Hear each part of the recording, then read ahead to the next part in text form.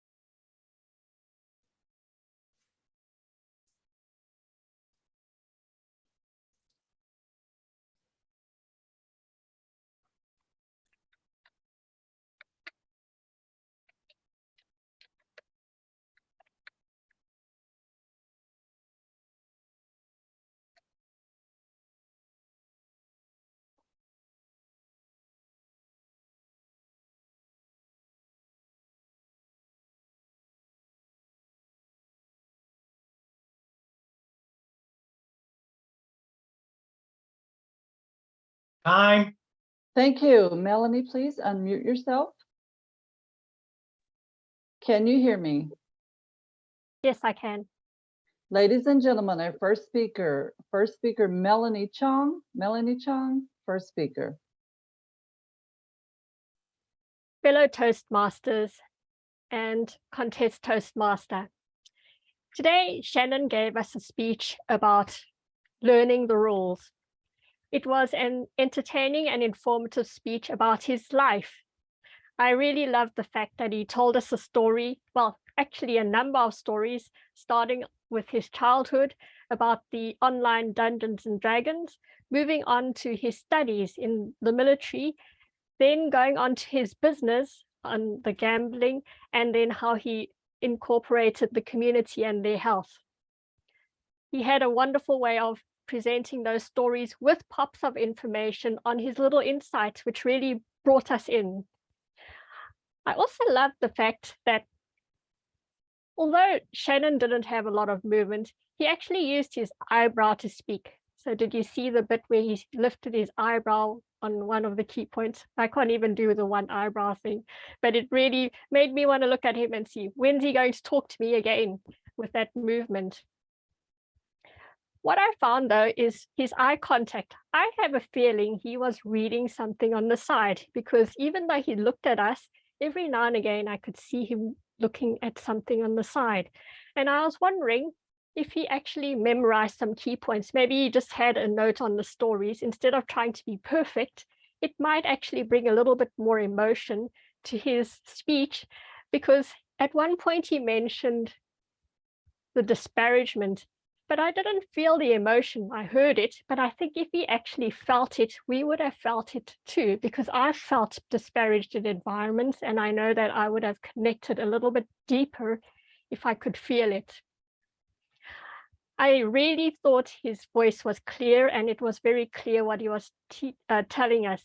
But I did find that he was really going very fast across the whole message, and I really tried to keep up with everything he was trying to say. At one point, though, when he talked about the loose connection and the tight group, he did slow down. And I thought if he'd done exactly that part at the I learned the rules, it would have just stopped and let us all catch up, so we could really grasp all of the information, because there was so much good stuff in there.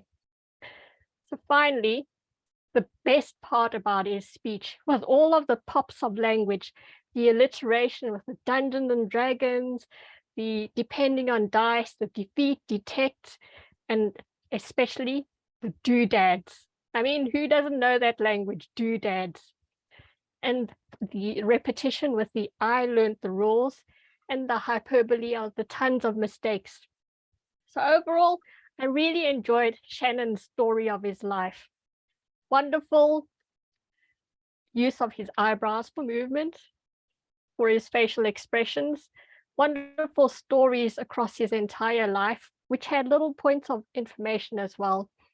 Maybe work on the eye contact by picking some stories and speaking from the heart, and putting that all with the language. I'm sure you'll get many gold doodads in Toastmasters as you learn the written and unwritten rules. Toastmaster. Thank you, Melanie. So we would like to have 1 minute of silence while our next speaker comes into the room, and that would be Charlotte Hand. And once Charlotte is here, please spotlight Charlotte.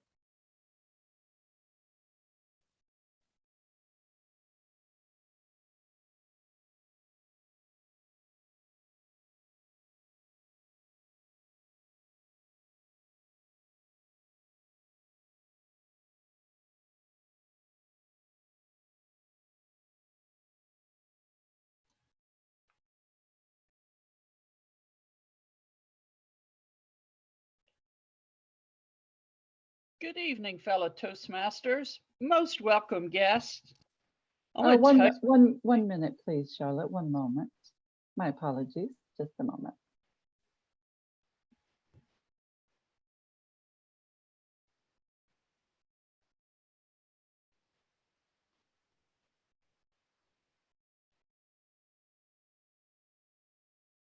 Hi. Thank you. Charlotte, can you hear me? Yes, I can. Can you see the timer? Yes, I can. Second speaker, Charlotte Hand. Charlotte Hand, second speaker. Good afternoon, fellow Toastmasters. Most welcome guests. Thank you for this opportunity to be able to evaluate Shannon's speech. I want to tell you, he shared a whole lot of information with us tonight. He told us from his very early life and how he grew up and how meticulous he was at figuring things out and doing things.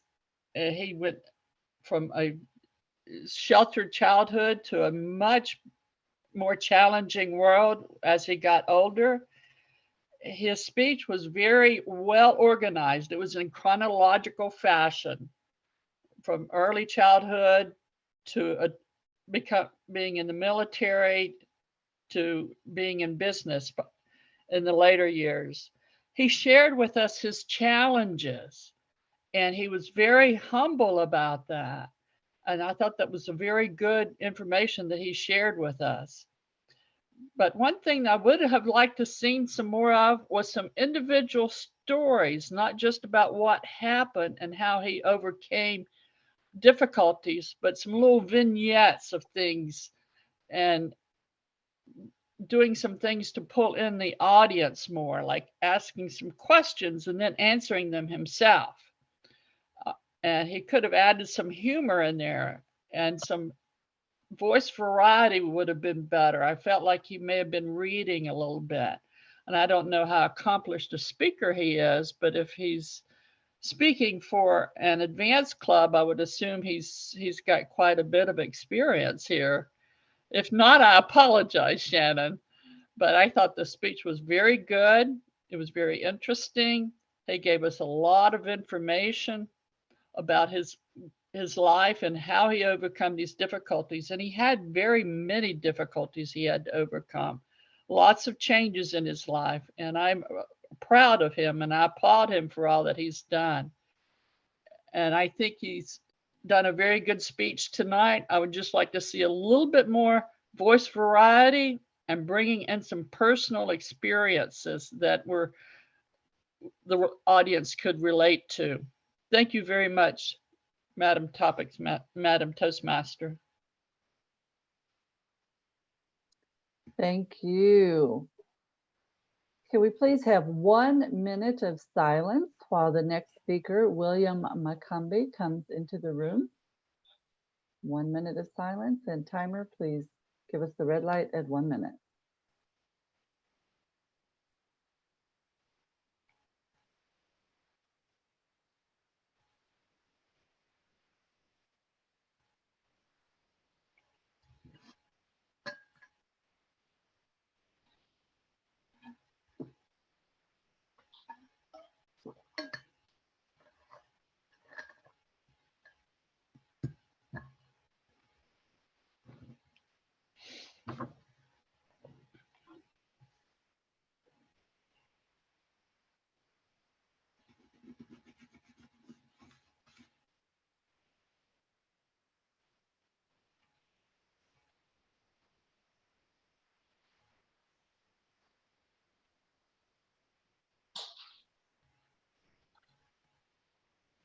Time.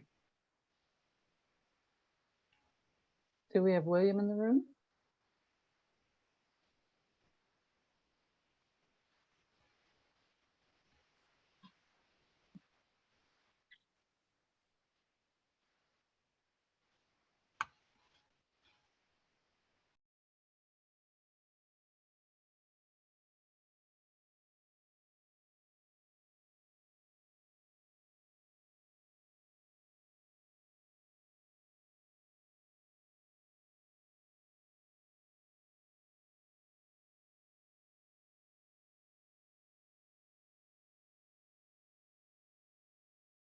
And when we get William, please remove spotlight from Charlotte. There you go.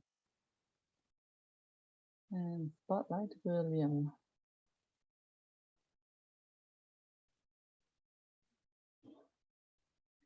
William McCumbee, can you hear me? I can hear you. Can you see the timer? Who is the timer? Oh, there, I see it. Yep, Fred. All right. Third speaker, William McCumbee. William McCumbee, third speaker. Okay. Thank you, Madam Contest Master. So Shannon, that was an interesting speech.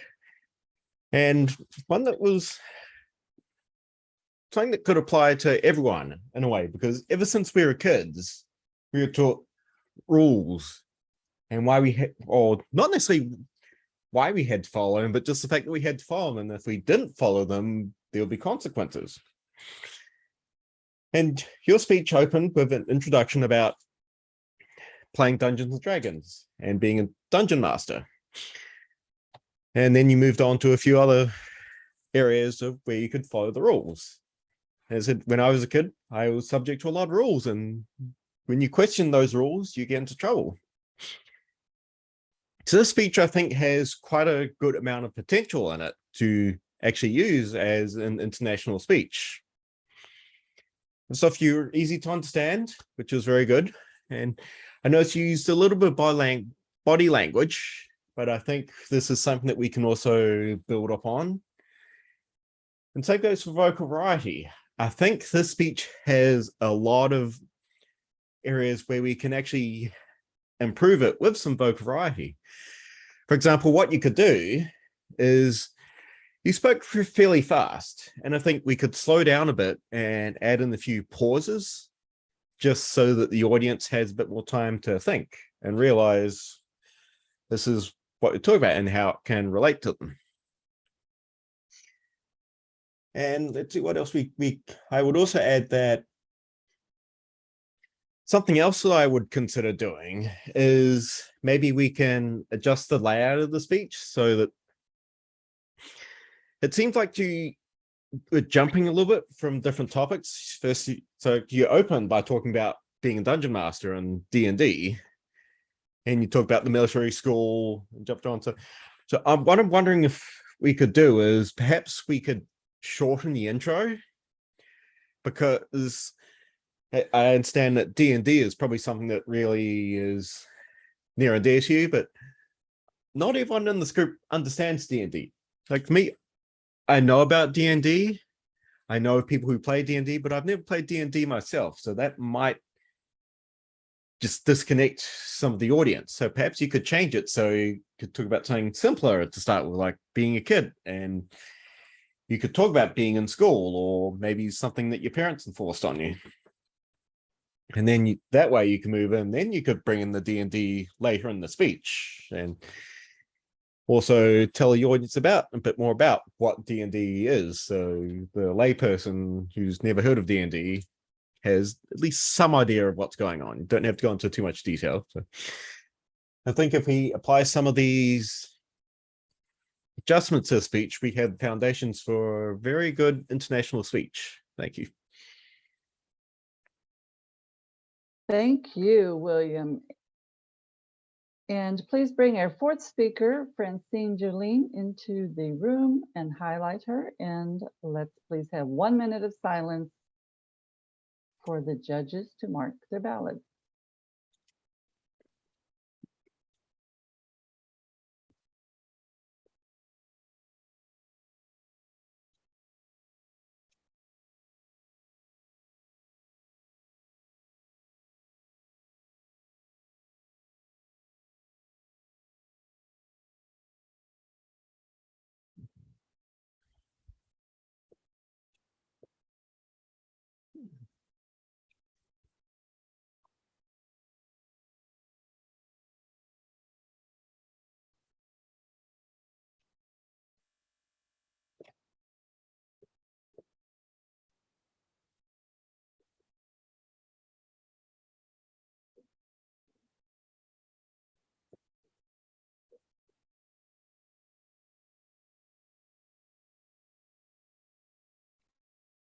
Time.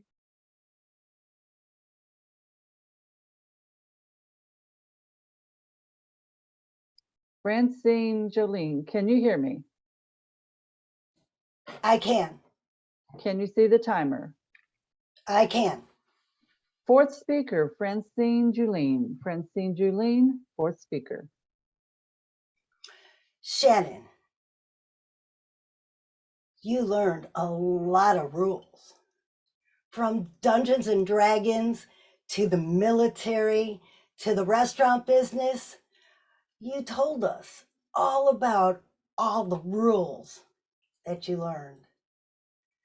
I'm going to tell you one thing that I really liked about the speech, something I think you could do better, and then I'm going to give you one thing that could challenge you in the future. The one thing that I really liked was your mantra.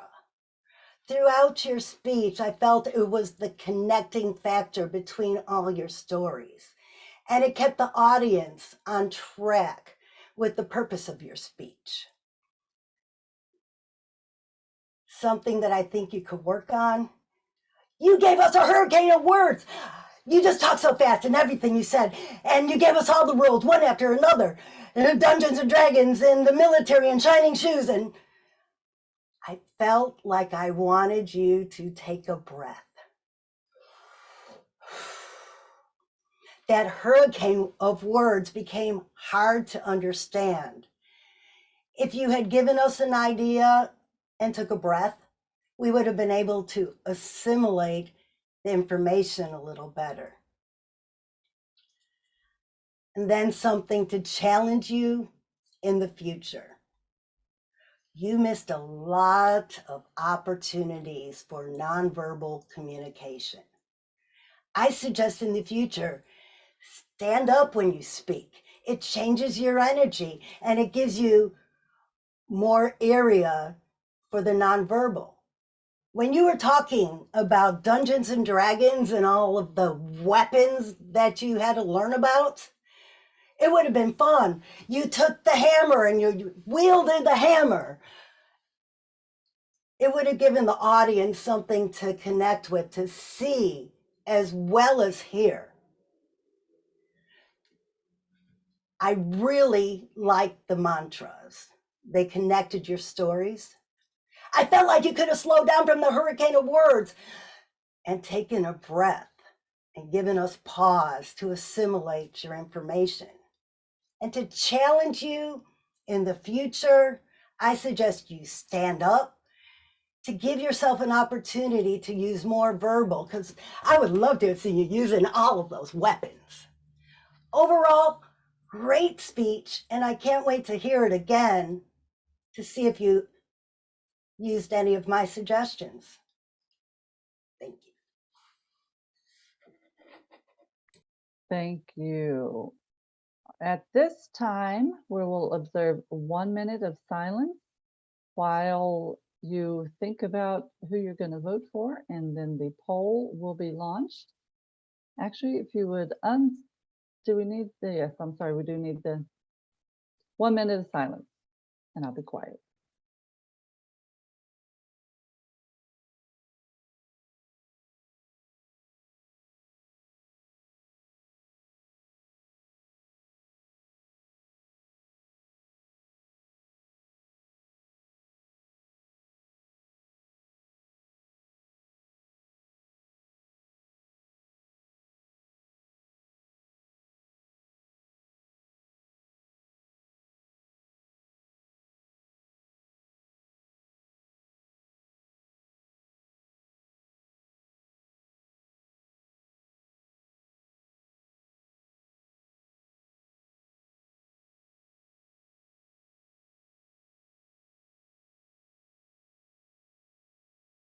Time. Thank you. We still have a couple of people who haven't voted. Is that correct?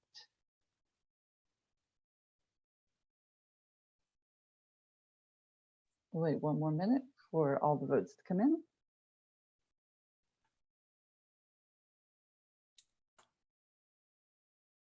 So at this time, please, everyone enter your vote. I will call it in 45 seconds. We'll stop all voting. So I realize some people are not where they can easily vote. You may be traveling.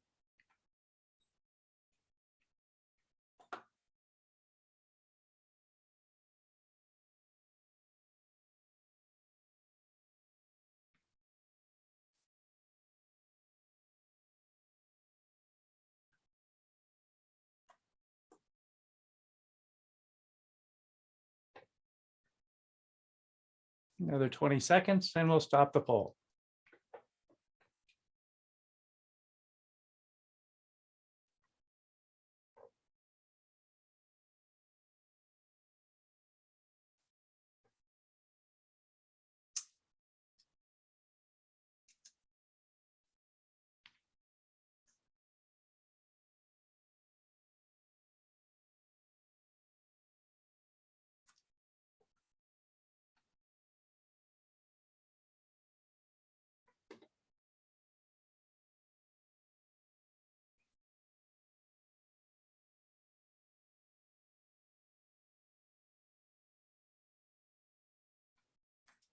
And we're closing the poll.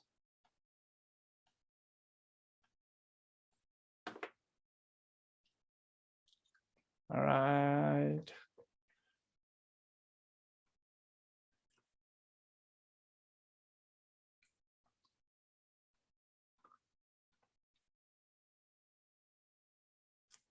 Okay. And our polling is complete. The end of the speech evaluation contest or performance is complete. Give them a hand. Woo! Congratulations to all of the contestants. And now we will have an interlude, a little joke from our joke master. We will find out who the winners are at the end of the meeting.